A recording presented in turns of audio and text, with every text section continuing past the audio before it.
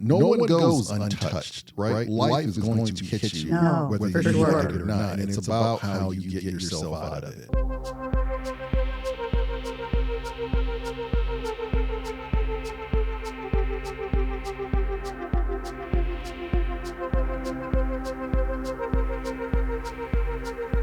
Previously, we had Heather on part 1 of the podcast, and this is a little bit of part 2. Okay, so you had other spiritual events, like you can make technology basically fall apart, from what I understanding.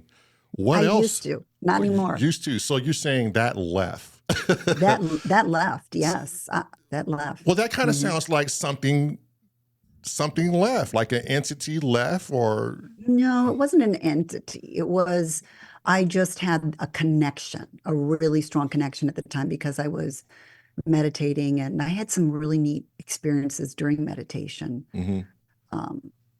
So I guess I could describe that too, because that's kind of all at the same time. And again, I'm, I think here's the paranoid part of me.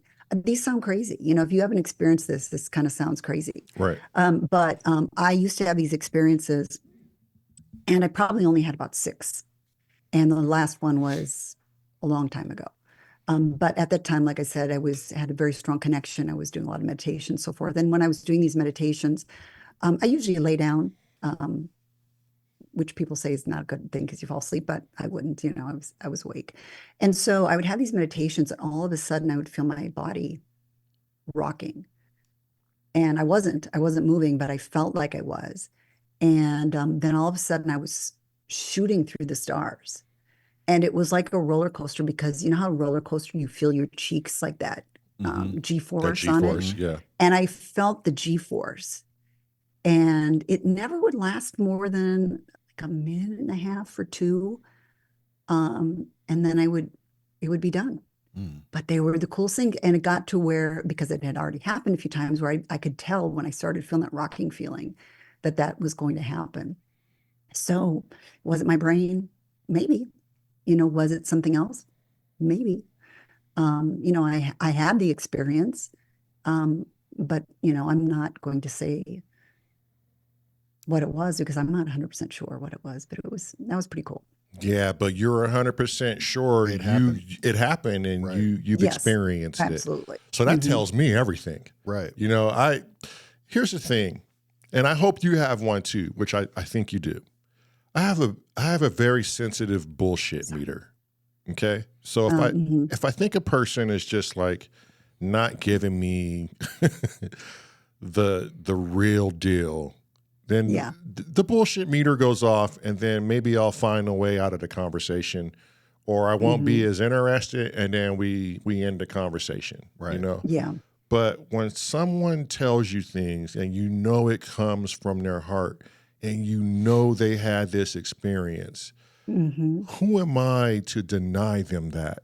And what does that say about me when I can't open my mind and go, dang, I'm jealous? Because when I think you've been in there or you've done something of that, I get jealous. Like, what about me can't experience these things? Right. And I can't now. I mean, I think I could if I got back in the habit of meditating. You think that's something you're going to do? I say it all the time. Yeah. Okay, I'm going to start. I was going to start, at the beginning of the new year. Well, probably having a podcast, like I work really hard. I mean, it is like a regular work week for me, putting out this product for people, which I love doing, but it's like a full-time job. And so I know I need to be better about setting aside time. But right now it just, it's like, oh, let me do one more thing. And then pretty soon it's the evening hours, and I'm still saying one more thing. We, do this. And so I need to be better about finding time for it. Even like my dog loves to go out, and we've got a park near us. It's like a national park. So there's lots of woods and hiking trails. Right. And I used to take her out, at least 5 times a week. We go on a hike. And even that, I'm like, I got to get back into doing that. It's easy to get just too wrapped up in work, which, Right. the podcast is now my work. So, Right. And I will agree. Like we sit in the studio a lot and we make the music Mhm. and we focus on the podcast, but you have to have time to yourself. Because Yes. because then it'll become a job. And we got into this, I'm sure Mhm. like you, it was a hobby, but you get into it because it's something you enjoy doing. And if there's Right. something you enjoy doing, well, it's not work, right? Your mind Yeah. just says it's just too much fun. We love doing it. But Mhm. there is that burnout factor or that sense if you dive deep into something, you have to find that disconnect too. Right. Yeah. And I'm going to say it with you. I used to go out on walks and ride my bike often, but we Mhm. get distracted by these things, and we kind of say, I'm going to do this more. I'm going to work out Mhm. more. I'm going to do push-ups more. I'm going to eat healthier. I'm going to do, Oh, but yeah. it's just something about us that Yeah. it's just hard to get back into the swing of things. But that's where the mental process comes in, right? Because it's a mental thing. And It's you're doing it discipline. right. Discipline. And you're Discipline. doing it Mhm. right. You're telling yourself, you're feeding your mind, I'm gonna make time for this. I'm gonna make time for Okay. this. And at some point, the mind and body will connect and you'll go, we're gonna make time for this right now. And maybe Right. right now it's just not the time, Yeah. you know? And on a little side note, and this goes back to when we were talking in part one about something they should teach in schools. Mm-hmm. Um, Discipline is a learned habit. And I don't think that we teach enough young people that when you practice it, you get better at it. Right. And I'm not an expert because, like I said, there are a lot of things I'm putting off and I'm not doing. But I do think if we would teach kids, to be to keep trying to be disciplined with things, it does become a habit where you get better and better at it. So it would be a good thing to teach. Yeah. Not I only still have cat hair. I still have cat hair, by the way, on me from Do our you? part one. Yeah. we can't see that.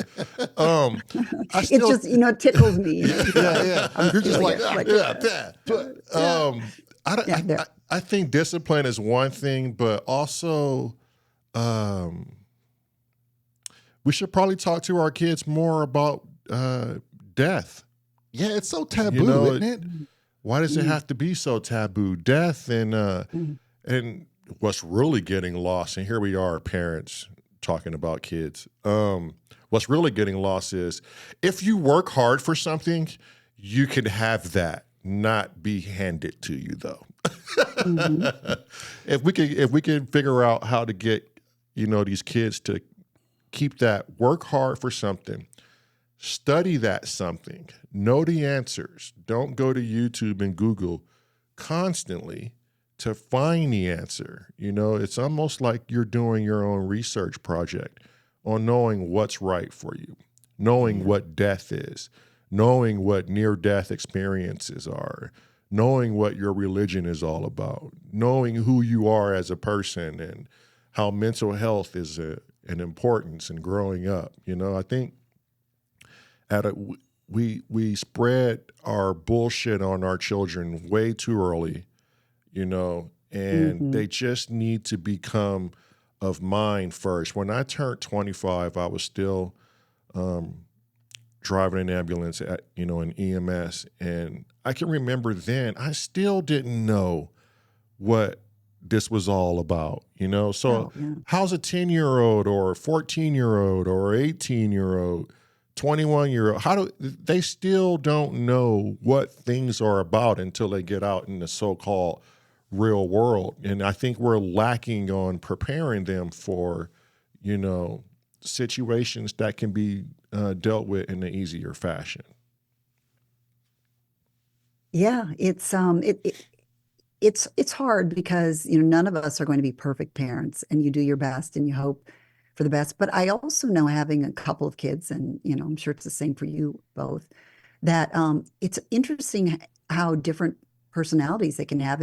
And also, I have, as I mentioned, number five of five girls. Mm-hmm. And as many similarities as we have, we also have some big differences. And people kind of come out a certain way and they have a lot of their personality formed. And it's interesting. Like I would see traits, my kids when they're little, that you're like, that's just they naturally were like that. My son is really neat, and I remember I call it anal because my husband and I always joke that we're both kind of anal about things. Perfectionist is a nicer word for it.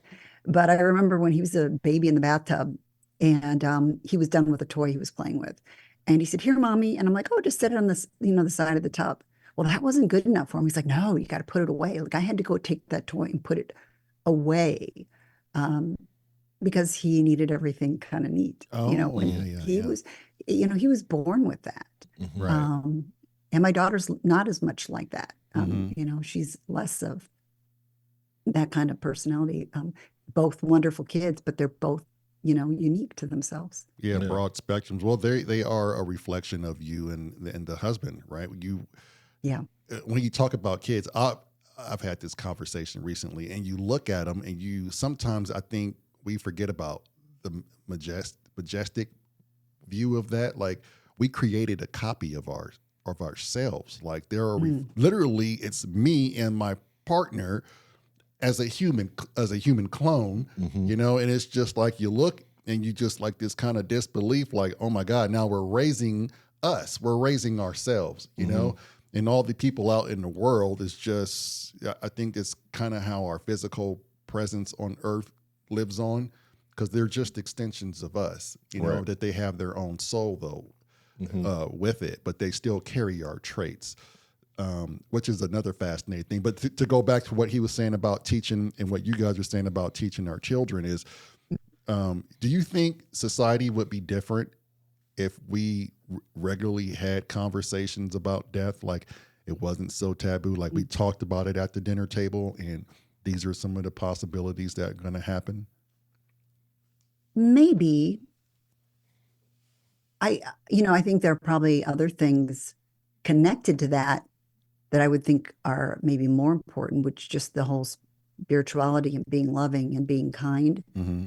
Um, but I haven't thought a lot about that, um, Has your but children? I'm sure it's healthy to do that with kids. I don't know that I did with mine. Right. And Yeah.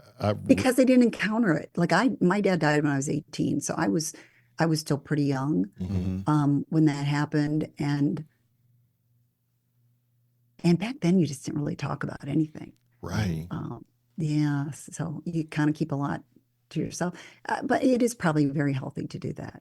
I think so, because a lot of people are genuinely afraid of it. Hmm. I know I was at some point, and I just think it would be healthy if we talked about it. Like I don't know why we close ourselves out to it when it's a very finite thing. Like that's something we all have in common. Isn't that what they say? Death and taxes.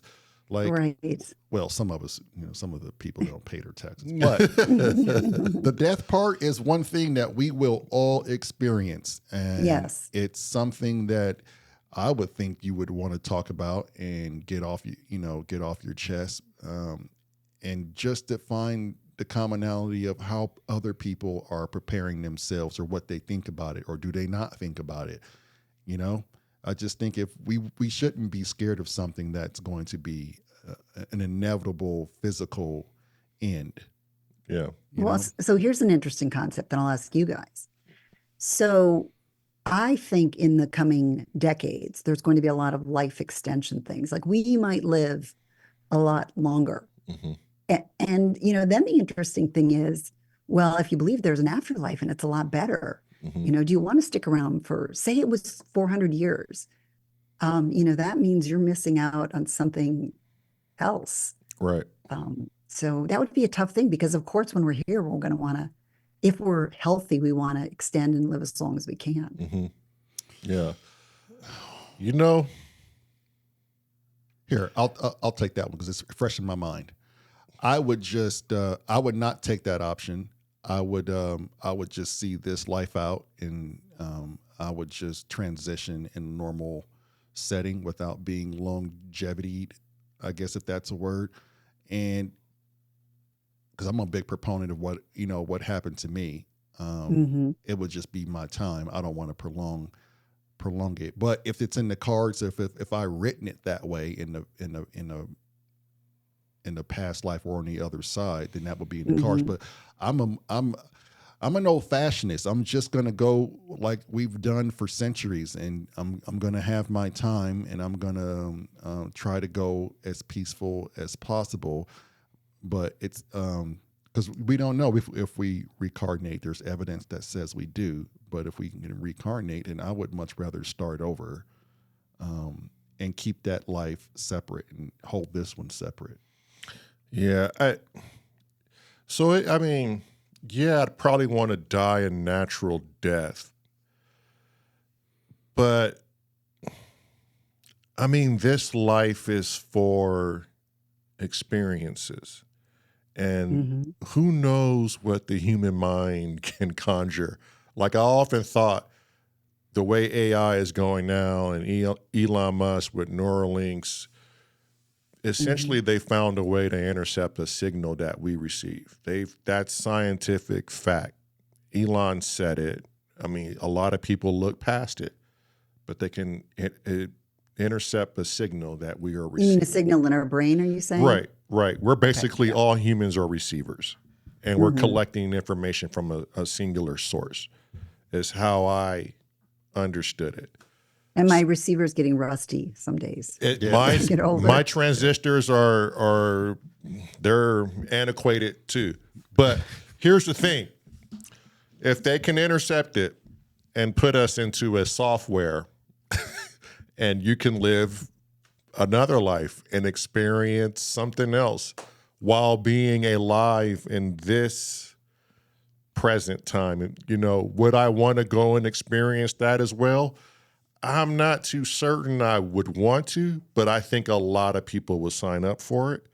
So I'm pretty much more on the natural death of things. And I like to stay on the course that I've been on now. I don't know if it's coming tomorrow. I don't know if it's coming in 10 years. And that's what I love about it, is that it's giving me an opportunity to pursue things and not put things on the back burner. Right. Go do it now. You don't have a lot of time. Experience this and try to correct a lot of the wrongs you thought you may have made. Even though in the back of my mind, I go, well, I haven't made any wrongs. I just had a life experience. And now I just want to live it to the fullest and leave nothing left but the bones, So that's kind of where I am about it. Yeah. What say you, Heather? I think go ahead. I pretty much thought you gave it to us when you had No, she just told us the ultimatum. No, she just told us the Hitler ultimatum. Jesus. So it would depend on, like, if somebody said, if you take this pill, you're going to live 10 years longer and you'll be healthy and feel great. Right. Well, something like that, I think I would do. So I think it depends. It depends on the situation. Am I enjoying my grandkids, my great grandkids? Right. I think it's really hard. It's hard to know when I'm in that situation, because now, even though, like you said, we could go any day, I could go tomorrow, any of us could, but I expect I'll live longer than that. I expect I have more decades ahead of me. And so it might be easier for me to say, when I'm 89, when I'm 95, I'll be ready. But if I still feel great at 95, well, then maybe I won't be ready. I don't know what I'll feel like that far out from where I am now. We might just think how many things that you change your mind on from when you were, say, 20 years old. Right. So I don't know. I think it would depend. I think, it would. I think health is a huge thing.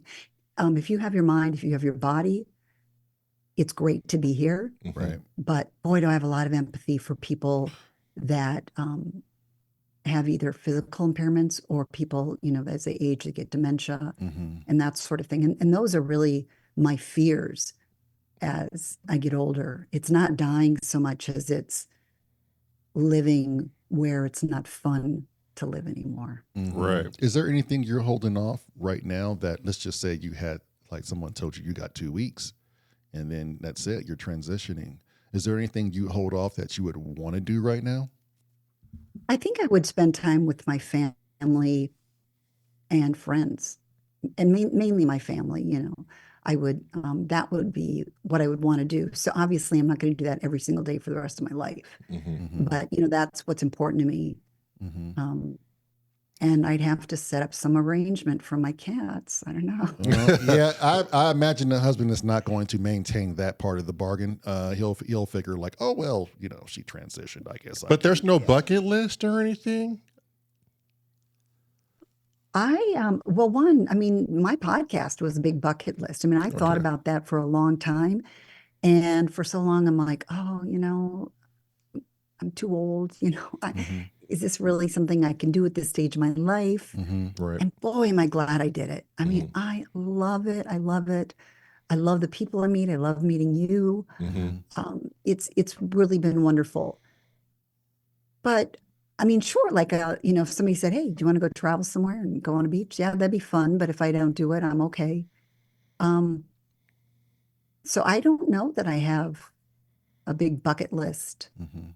That's that I fun. feel I need to reach before the end, That's other funny. than being with family and spending time with family and friends. Yeah. Right. It's funny because we always say, oh, we're too old to do this. And is Yeah. it going to be, what gives us that damn silly notion that you're never Society? too old? Right. Society. Society. Yeah. And I was going to say, we do it to ourselves as society. If the people that are watching, you're not too old. You Yeah. cannot not do the things that you love because of these certain stipulations or stigmas we put on each other. Right. Do your damn thing while you can and be happy doing it. Yeah. Here's something And- I go ahead. Go ahead. Oh, I was to say, and for people that are young, we're not old. Yeah. Right. Right. Right. For those young ones listening. Yeah. Yeah, you know, that's just it, is they've got to change their minds too. Anyway. Yeah. I'm going to date us. I'm sorry, but I'm about to date every one of us. Okay. I'm taking us back to Brewster's Million. You remember this program or this TV? I didn't the watch movie? that. No. Okay. Mm-mm. Brewster's Million. The character received $1 million, but Okay. it came with a stipulation. He had to spend it, I believe, within 24 hours. I could be wrong. We'll have the editor put that up. Mm-hmm. Mhm. So I'm going to put this on you. Okay. You get $30 million, but Okay. you have to spend it in 72 hours. What do That's you do really with fast. it? Well, I would definitely give some to my family. Mm-hmm. That would be probably a big one. And then I'd want to do something with it that did good for society. And knowing me, it would be like an animal Mm-hmm. charity of some sort, Mm-hmm. or, you know, build something if I could build it in 72 hours. Or, Mhm. Well, as long as you got I would do everything that. moving forward and paperwork signed, yeah, you could do everything. Yeah. Yeah. I'd pay off my house. Mhm. I'd probably get a new car. Mhm. And maybe, you know, pay for a great vacation. But I would like to make people around me happy. And I think that would be the funnest part, is if you had that much money that you could change somebody else's life. Right. Yeah. Yeah. Right. How about you guys? What would you do? 30 mil, I would 72 hours to 70 spend it. Geez, I would definitely do a lot of what you said. I would definitely make sure my kids are taken Mhm. care of, and Yeah. make sure that I at least have some backing to where I'm taken care of and my family. Yeah. And but a lot Well, of but can you be that you're taking care of them? You can't put it in the bank, right? You can't put it in so the bank. So we got to spend it. So you have to spend it. So yeah, pay Mhm. off the house, acquire some land. That's good. Yeah. And then I'm going to take the rest, and I am most likely going to go to whatever food agency or shelter, and I'm going to see that my money goes to actually feeding starving children. And you don't have to go very far to find that. Like people say, oh, it's all Yeah. over. It's right here in our own backyard. Like I don't think anybody Mhm. should be starving in this world. Like we have an Right. abundance of food. So I would make sure every cent goes to just that, feeding families that just want food and just to live. And I would see that, make sure every last penny is spent on that. Yeah. Like you guys, family first. Yeah. So I guess that's like a natural human decision is family first. But one of my biggest things that I thought about long and hard was I really want to do, not really in the middle of nowhere, where people can actually get to this place. A huge pyramid style encampment tent type deal where we get motivational speakers, huge kitchens and a place where you can stay and have this amazing retreat, and you can hear this healing music and almost like a not a fantasy type land, but like a euphoric Magic Mountain or Disneyland, where when you come to this place I created, it's full of information. We'll take in anybody who needs help trying to set themselves up in life to get them out and moving forward. And we work on yourself, your ego, your mental health. And I don't want to say it's like a worship, but it's a place to go and be cleansed, where no one's going to look at you different. No one's going to judge you. No one's going to stack this stress on your shoulders. You come here when you want. I would also think that you don't have to pay in essence for it, but we would accept donations to keep everything on track and moving and progress this, and hope innovators would come in and make this almost like utopian, like theme park bigger and better. It sounds like you want a little piece of heaven on earth, sir. And there's no reason why we can't provide that. Yeah. You know, there's I can't think of any reason we can have animals there where autistic people can go and interact with things in a complete different way. Set up sociable jobs for people who are not so sociable. You know, and heal ourselves. Like literally, the U.S. needs to be focused on the U.S. and not every fucking body else, right? So, I mean, I could say that because that's what we're doing. And we just need to heal ourselves and get ourselves detached from all of this nonsense, you know, and find some time for us. Then go back into the real world and continue to do what we do as citizens, you know? It's not like I have a problem with the U.S. or capitalism or, you know, I love America, but we need to figure out a way to make sure that we're right as humans. Right. And that's what I want to leave behind. Well, and open the doors to everybody. Me, because I'm just so connected to the world thing. I like your idea, but I would just say, instead of just putting it in just America, just be a global united. Right. But you know, Westernship is when I see what you're saying. Yeah. You know, it's a very addicting thing. So if the West is doing something bold and different on this category, I think the people follow. You know, they go, shit. Yeah. So here's a question then for you. So many near-death experiencers say that we are in for this awakening, and they kind of talk about a utopia like that we're going to evolve to. But they always say, but first we're going to go through some really hard times. Have you guys ever thought about that? I mean, do you, do you think life's going to keep progressing just as it is? Or do you think that we're going to reach that place where we want to have healing? We're doing it. Like we're going through we're going through rough times as people globally, you know, so bad to where people are trying to get across our borders to have a better life because they're having a horrible life where they're coming from, you know, and it's look at war and famine and warmongering, and we've completely lost track of the human element. It's hard for me to see love in 2024 right now, and the scale is so unbalanced that there has to be a significant change. Right. Just like in weather. If the scales are imbalanced, there's going to be a correction one way or another. I just hope people are ready for the correction. Right. Yeah, I mean, I can't rule it out, but a big part of me says this is what Earth is all about. You know, it's supposed to be this way. Can we change it to making a utopia? Well, we have to think about that. If we really want utopia, right, a lot has to change. But is the Earth realm designed for that? Is humankind? And is humankind designed for that? Is the physical experience designed? I mean, because we can get utopia from me personally. On the other side, that was utopia. I was back home.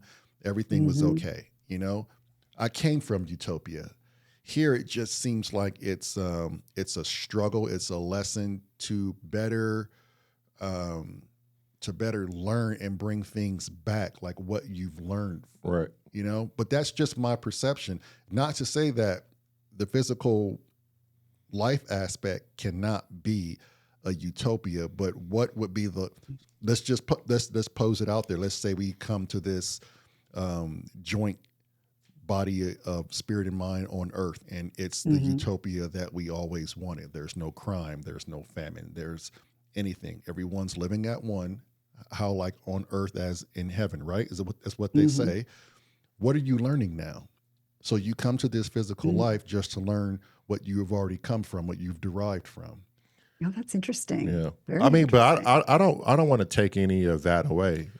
But I'm just saying, if you can go somewhere to escape it for X amount of time and rejuvenate yourself so you can properly intake. Well, we all do that Yes. right now. Like when we go to Disneyland and vacations, everybody finds a means to escape. Right. But I think ultimately it's going to always be right here waiting for you. Right. Your utopia could be what Heather used to do and meditate, get away from it at times. Right. But I guess mine is like, in essence, a big convention. Right. Where people are talking I like about that idea. near-death experiences and death and like everything's on the table and everybody's come to listen and just be in that moment and self-healing and, you know, like I feel like that has to be more on the table now than ever. Like it's something like that idea, I believe, will spark and people will follow. Yeah, I believe And that. then next thing you know, it spreads like wildfire. And there's these places all over the world where, you know, I really believe the U.S. and Western ship is the catalyst to things. Right. If we stay on warmongering ideation, the rest of the world stays on warmongering ideation because we're a supergiant. If we've somehow found a way to go, oh, okay, we could still have life experience, but let's try it different now. Let's try it at a more peaceful state. Right. I'm not saying get rid of Gentler. Right. Gentler. I'm not saying get rid of lust, jealousy, greed, envy. I'm not saying that at all. Those are human elements that we have to have. But let's figure out a way to be gentle about this and understanding about ourselves and have the different polarities of life. Right. Right. And I'm glad you said that because people have different outlooks. And I wanted to ask you that earlier, Heather. What is your ideal heaven? Like when you think of heaven or where you're going to go, what do you perceive? Like, what do you see in your mind's eye? Like, what are you perceiving there? Well, I will say the more that I listen to these, the more I don't know. I just know it's going to be wonderful. It's going to be loving. I can't wait to ask tons of questions. I look forward to seeing my loved ones and my animals. I think I'll have a lot of animals greeting me when I go. And because I've listened to a lot of them, I'm not exactly sure what I'll see. You know, will I see green pastures and grass? That's amazing. And, you know, my animals and loved ones running toward me, or will I be out in the cosmos and just in awe of everything I am seeing around me? I imagine that we'll see probably everything. I mean, we're going to see, and so much more than we can fathom that exists Mm-hmm. beyond here. I know it's going to be amazing. I just don't know exactly what. I know, and that's the whole beauty of it. But give me your top 3 questions you want to ask Source, God, Universe. I got to know these questions, Heather. Mm-hmm. Top 3. Okay, so my first person is I want to talk to Jesus Okay. and say, you know, who, you know, what role are you playing? I mean, because that's the religion I grew up with. And I think this is hard to talk about because I don't want to, people have strong beliefs one But way or don't the other. worry don't about worry people. about I other know, I people. know. This is That's Heather. me, yours. that's me. And I know This that's is your one of your, moment. and I know that's Okay, one so of I the would things say, you're working on. who are you? What is your role here? Because like I know you're this amazing being, but I also know that God is all loving. And so it's not like I grew up learning, you learn when you grow up. Oh, see, now I'm going off on other tangents. But so that would be the first thing. Mhm. I think I'd really want to know. What was that tangent you were going to go off on? That when we grow up, you learn that God is an angry and a jealous God. Well, to me, those are very human traits. I think that we projected that image onto God. I can't, everything people say, God, source, people call it, God, different things. Mm-hmm. But it's always love. It's always love, love, love. And so I guess I just want to know more about how that all fits into this life. And I think most near-death experiences come back and they're like, oh, everything's going to be fine. It'll be Right. all right, no matter what. Yep. And I think that would be just have that reassurance that, yep, everybody's good. They may not get here right away. They might have to do a little sidetracking to, just get them to be more accepting, or maybe to get them to the point where they want to be around all that love. Mm-hmm. But it's nice. I would want to know what happens to all of our souls. Are we all going back to source? And logically, I think I know these answers, but it's a confirmation. Mm-hmm. The That would be validation nice. of it. Yeah. Question number 2. Wasn't that kind of all in one? Was it? Was it? Was that the 3? I think that was 3, Was wasn't it? it? Yeah. Yeah, just what is it all about? Right. Why are we here? I'd want to know about hell because there are people that have experienced it. Mm-hmm. I do think they actually have experienced it, but how does that play a role Mm-hmm. in it? Mm-hmm.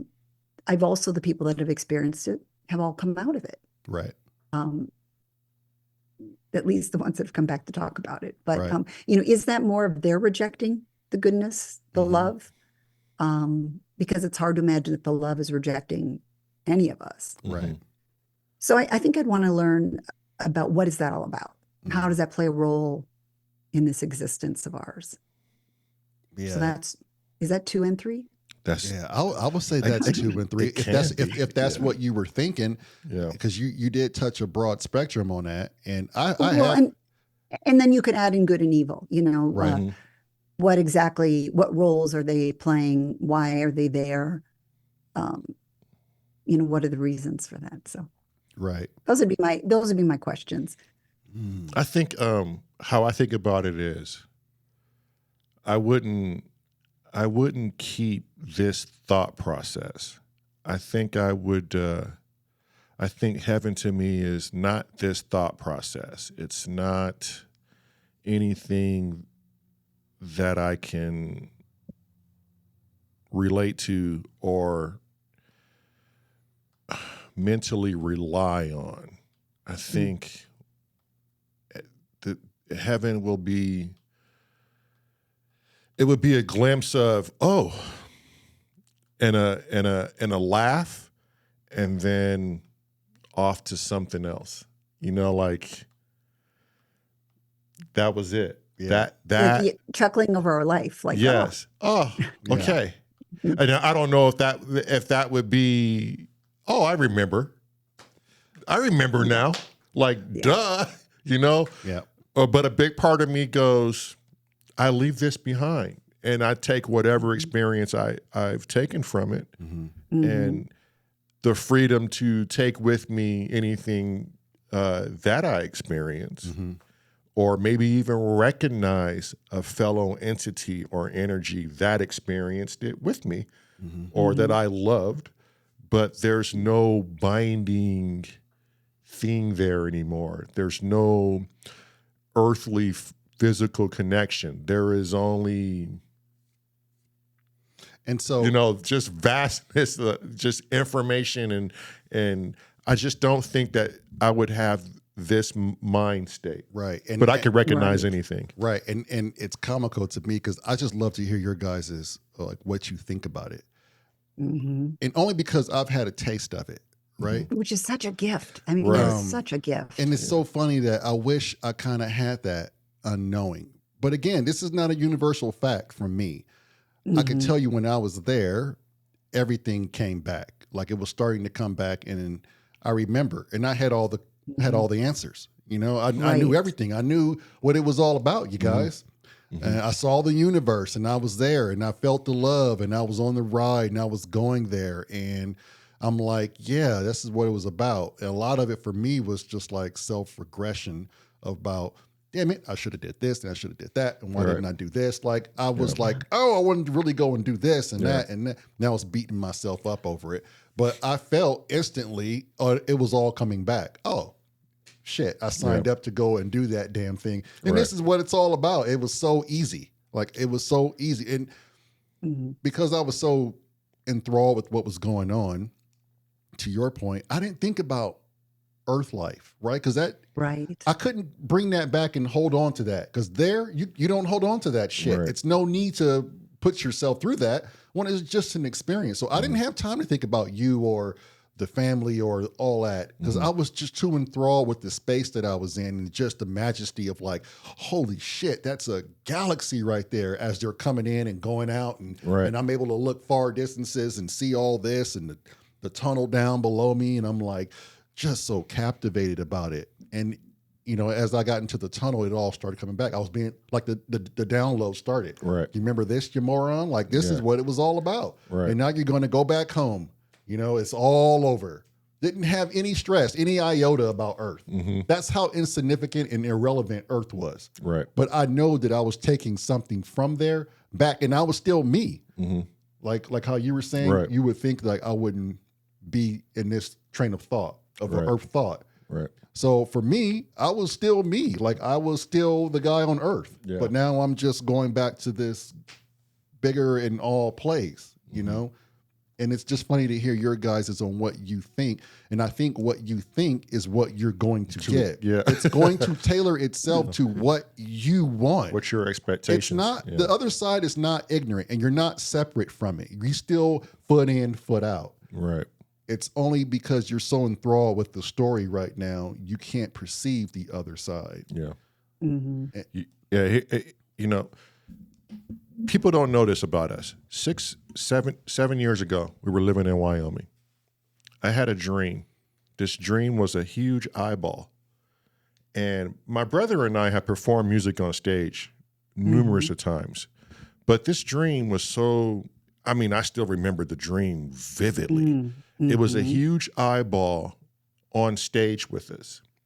And the eyeball would look into the audience, and it would give us information about each and every individual in the audience. And that told me how to play the music for each and every individual. And that dream was profound. And when I awoke from the dream, I told MARELYN, I need to get synthesizers. I don't know why, but I need to get into synthesis. And she goes, okay, that's weird. Told her the dream. She thought that was really weird too. And I told my brother, I said, hey man, I had this dream, and I think you and I need to get into music, and we need to show people a reflection of themselves, and we need to score this journey. We need to write the music and score this journey. And he's like, all right, well, let's get a band together. Now, take in mind, when he was working as a deputy in California, he experienced an ear ringing event, okay? And he somehow, I don't know how, Transferred it to you. transferred it to me. And so when my ears ring at night or in the morning or whenever they ring, and I go off to these places that I still can't explain what happens to me, it almost gives me validation that we can do whatever we want, however we want it, and there's something at play that helps us get there as long as we listen to it and believe in the process of it. And here we are today. You know, like I would have never thought in a million years that this is what we were supposed to do with our lives. Yeah. And had I had that closed mind, had I not had those ear ringing events, I probably would have just pushed it off as a weird dream.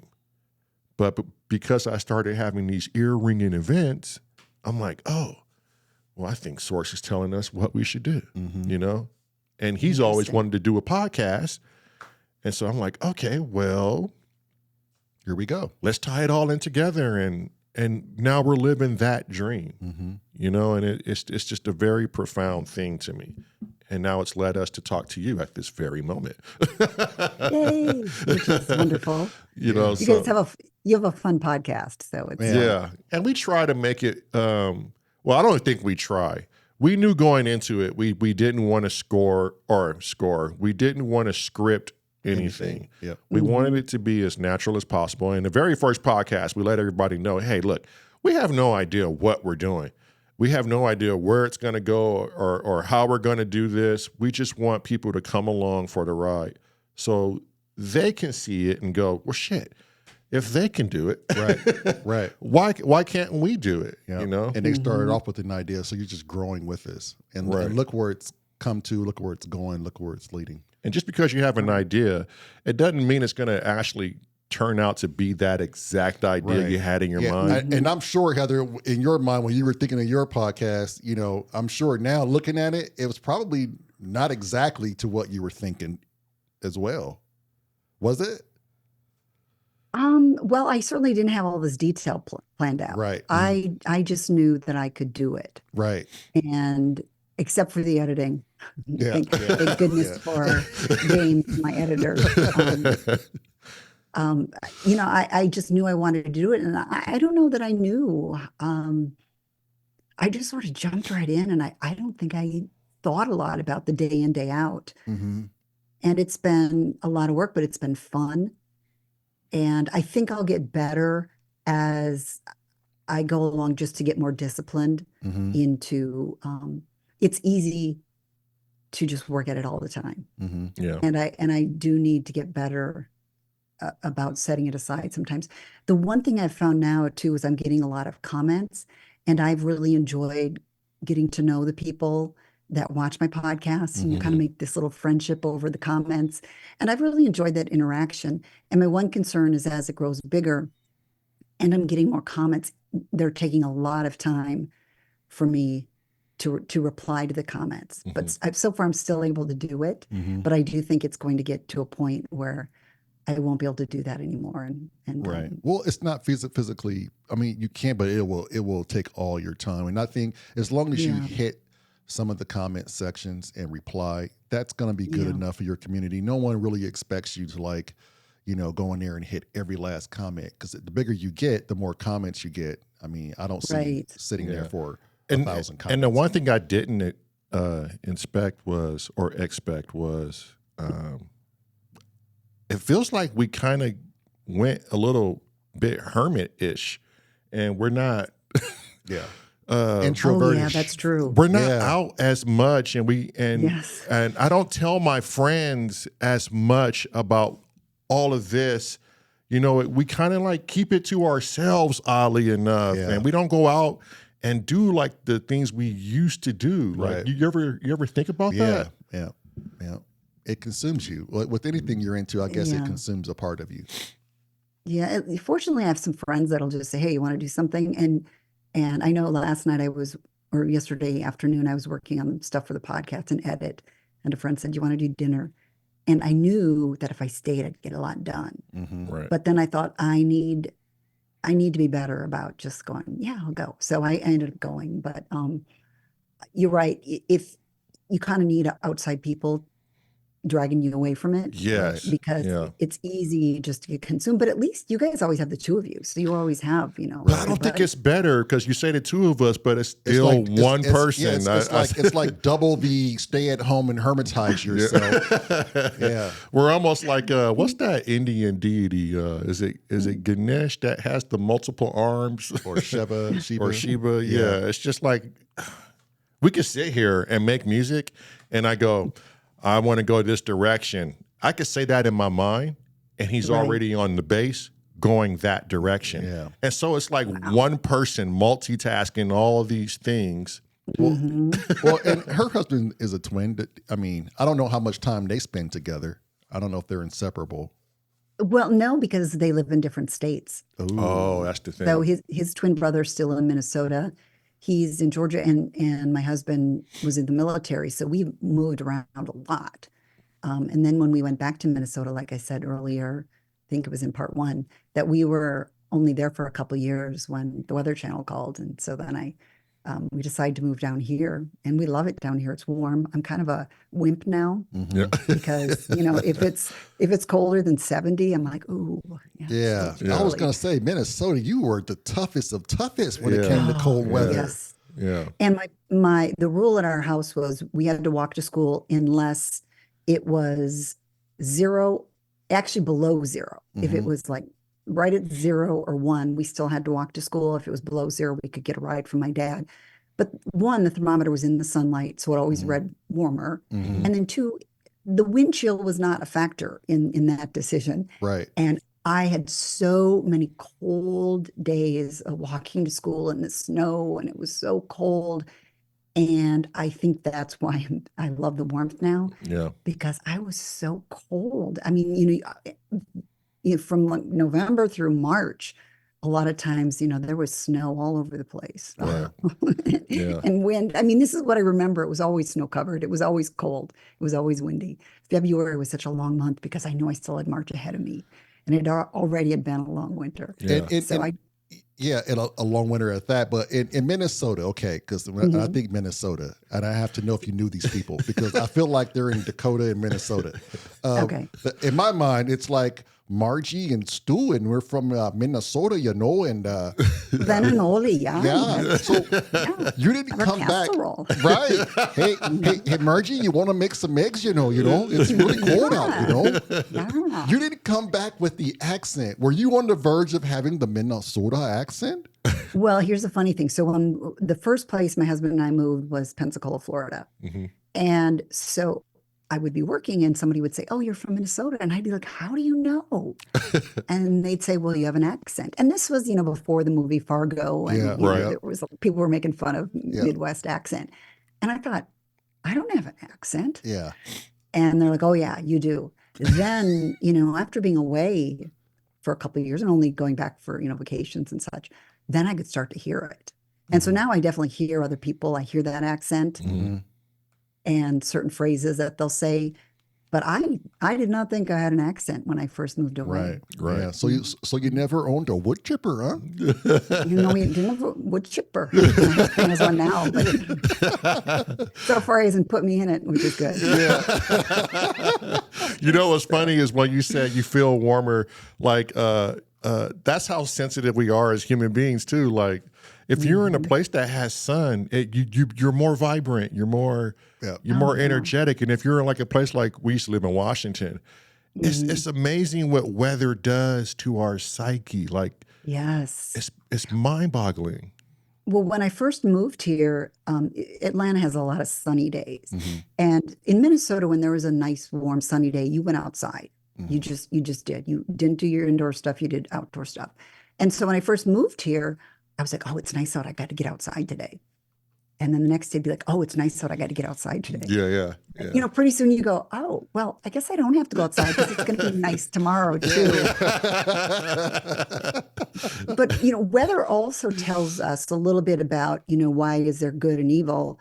And we're just wrapping up, we just wrapped up winter, we're heading into spring, and I love it now because it'll be 70 degrees out and the sun will be out. Even when the other day it was 65 and it was just such a beautiful day and I just love it.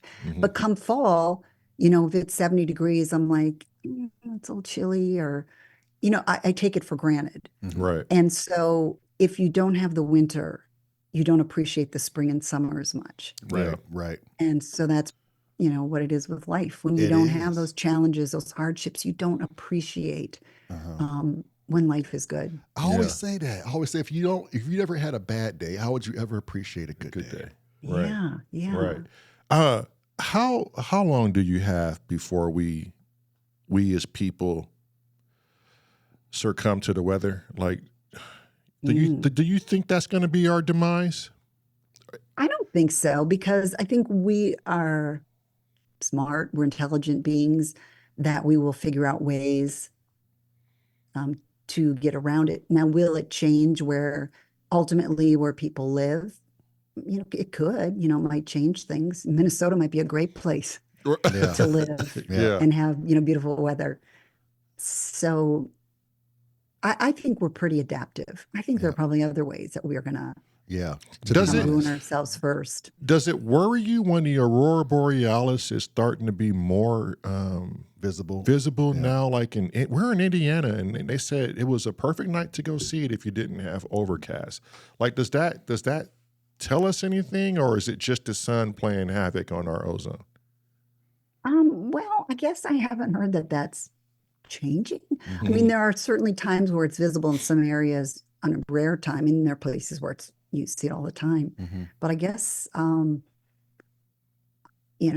been doing a lot of podcasting and not looking into weather events or, atmospheric events. So I don't know that there's something that would be causing that to be different than just a normal situation where you just happen to have something that you could see at a certain point. Yeah. But there's nothing that you're like, oh, we should worry about this. You seem pretty calm and relaxed, so that kind of makes me feel like, I think maybe our kids are going to figure this out, and we're not just going to hand them over a bag of broken goods. I think there are so many other ways that we will, I don't want to say destroy, but that we will tear down society. And I don't think it's going to be weather. Right. Yeah. I mean, like I said, it can change and we can deal with it. And I'm not in any way saying if there are increased hardships because of it, that's not tragic. So I don't want to come across saying that, but I just mean as a society, we will be able to adapt somehow. But, there are a lot of other things that might be, our demise before that. Yeah. All right. Yeah. And I hope weather's not one of them, because I don't want to freeze to death.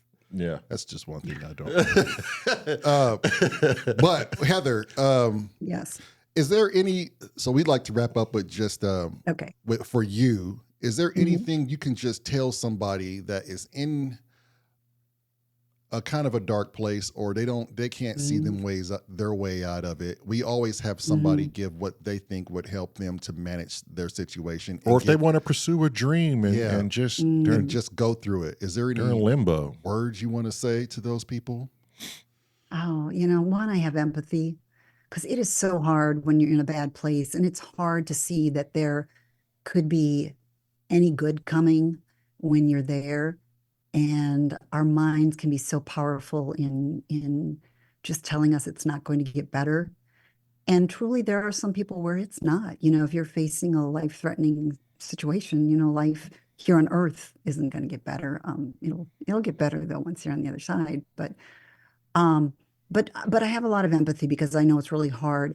If I could give somebody advice, is it does get better. Things get better, and you have to take charge. You have to take ownership. And when you have those negative things, going in your brain, you have to just stop them and, shut them off and I do think that there is a point where our thoughts can create our reality.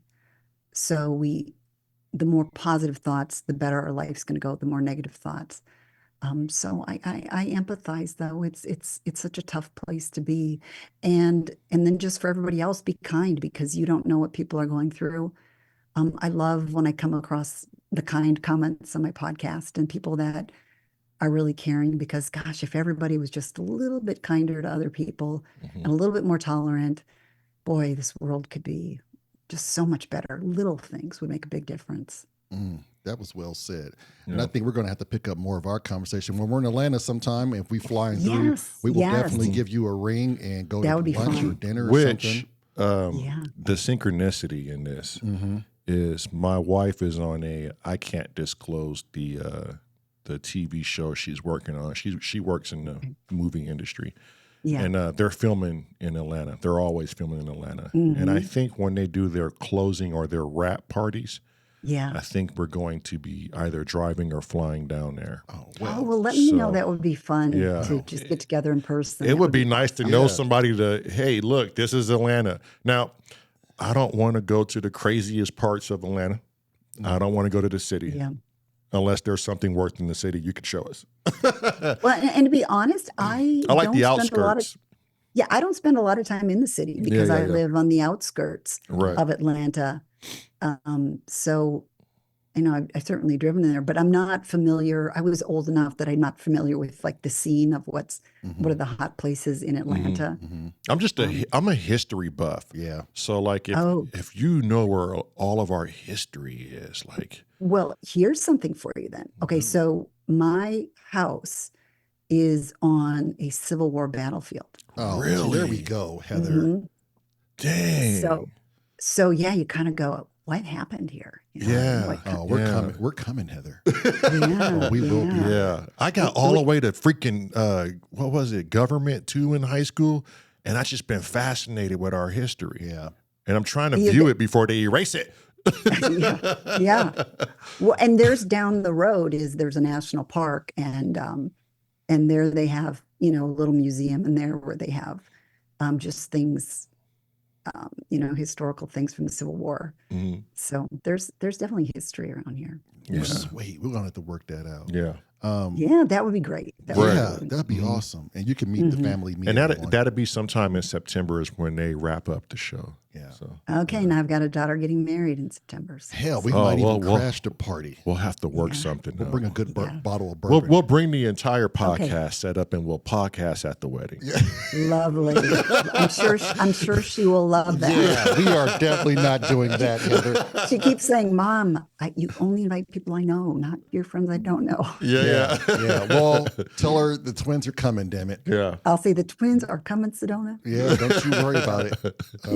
But Heather, you've been a great guest. Probably one of my favorites. You guys are wonderful. Yeah. And I think synchronicity and these synchronistic moments have brought us together because it seems like this was like well planned. So everything about you and your story and what and then your audience can get a behind the scenes understanding of who you are, and I like that.